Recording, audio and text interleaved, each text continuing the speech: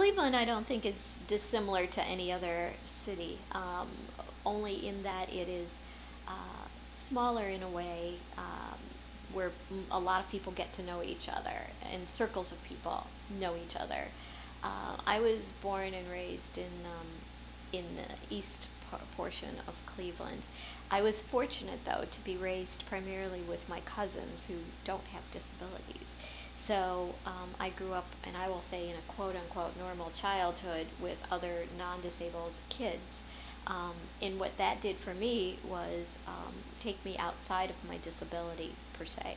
I just became one of the kids.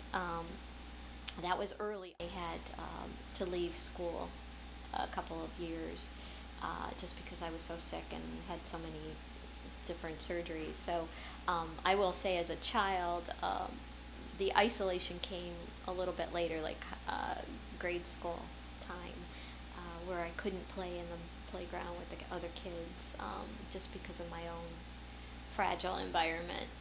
But my mother was a huge proponent of me getting a good education and just being a part of society, both parents and my grandparents. And so I went to a parochial school from second grade on, and my mom would have to pull me up and down flights of stairs because the school was not accessible. And she made the commitment to stay there every day.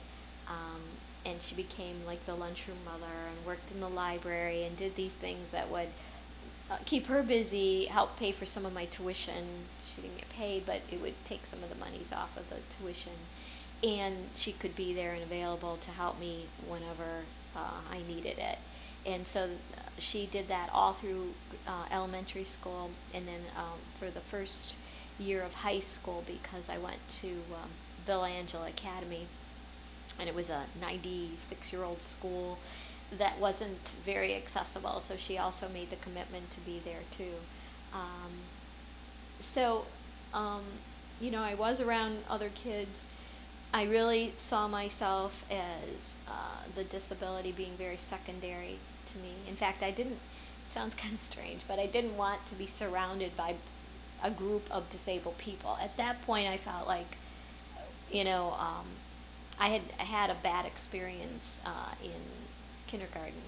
I went to a school called Sunbeam, which was all kids with disabilities at that time.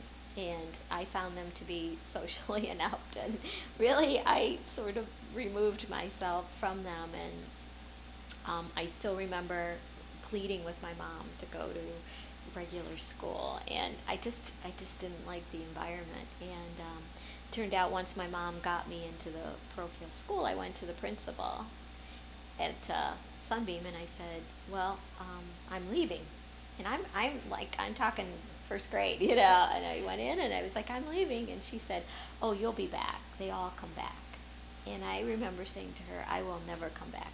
I don't care if I have to get a tutor or whatever. And I was a very timid young person, and I'm surprised that I was just so adamant that I would not be put in that position again, that I would find a way not to be.